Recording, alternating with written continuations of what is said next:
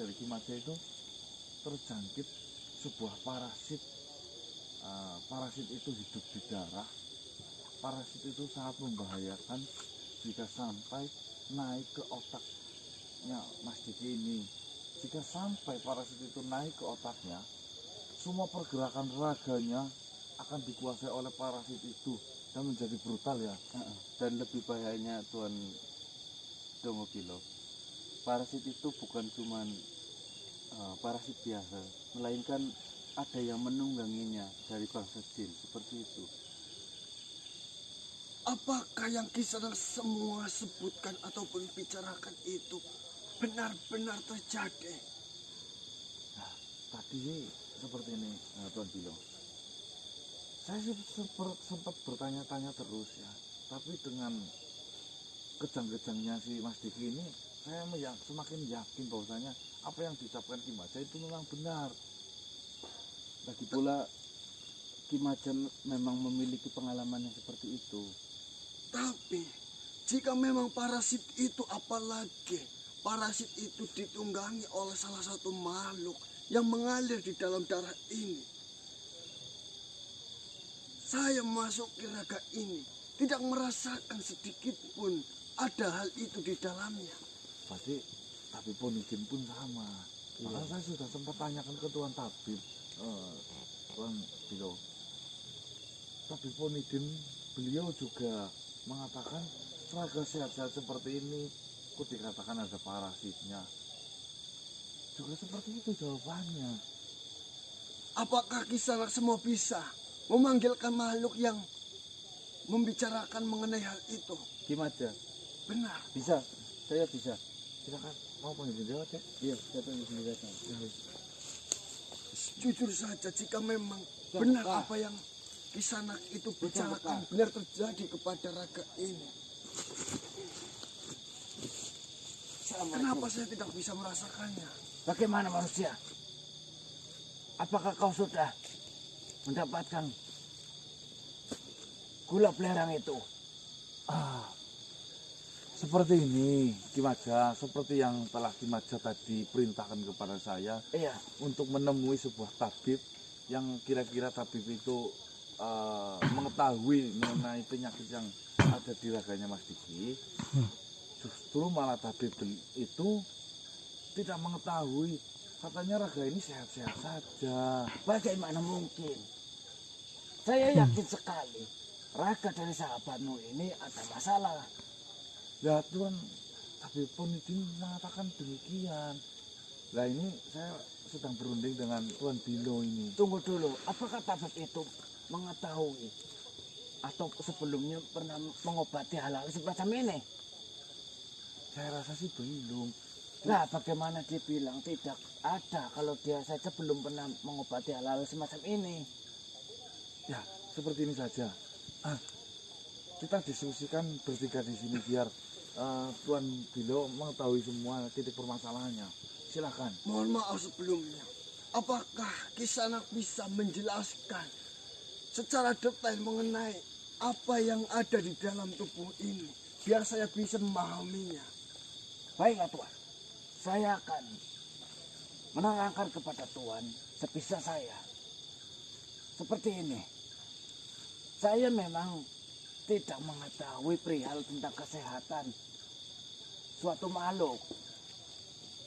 Seperti itu.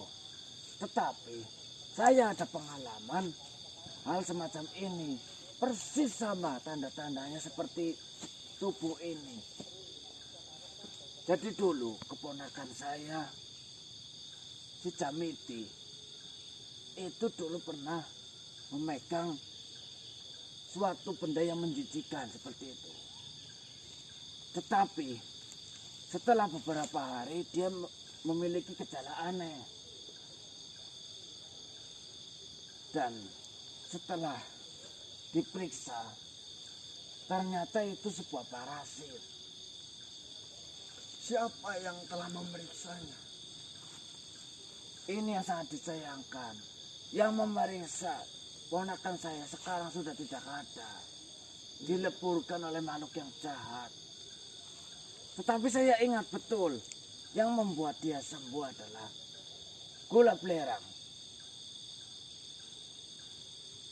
dengan dikonsumsi ataupun dimakan. Ya jadi pertanyaan di sini. Sewaktu Jamiti terkena parasit lalu memakan gula belerang, itu dia sebangsa dengan kita. Saya tidak tahu bagaimana bila mana rupa fisik seperti makhluk seperti tubuh ini memakan gula belerang. Apakah akan terjadi sesuatu? Dan gawatnya apabila gula belerang ini tidak cocok dengan tubuh seseorang ataupun suatu makhluk, itu akan malah menjadi lebih bahaya. Akan menjadi makanan untuk parasit. Tapi apa yang Kisanak sampaikan itu memang benar-benar terjadi kepada raga ini. Tuhan tanyakan saja kepada manusia-manusia ini. Dia sudah melihat keponakan saya. Seperti itu manusia. Benar. Jamiti kan? Jamiti. Iya. Tapi jika memang parasit itu mengalir di dalam darah manusia ini, saya tidak dapat merasakan sedikit pun walaupun saya sedang merasuki raga ini. Aku dengar suara apa enggak, Gun? Oh iya, seperti Bagaimana suara saya apa ya, Mas? menjelaskannya? Seperti ibu-ibu. Parasit ini Tuh. Di mana ya? ciptaan suatu makhluk. Ini diciptakan dengan cara halus sekali. Ini penjelasan tentang tabib yang mengobati keponakan saya. Hampir mustahil makhluk ataupun manusia mengetahui bahwasanya di dalamnya ada parasit. Kita hanya bisa melihat tanda-tandanya saja. Bahkan sempat diwujudkan ya. Bahkan sempat diwujudkan oleh keponakan saya. Manusia ini saksinya. Dia melihat sendiri bagaimana rupa dan bentuk yang menunggangi parasit tersebut. Jika mengenai suatu makhluk yang bersembunyi di aliran darah, sejujurnya Kisanak ini pun pernah menghadapinya ataupun pernah bertemu dengan makhluk itu. Kalau tidak salah, dulu saat berurusan dengan siapa?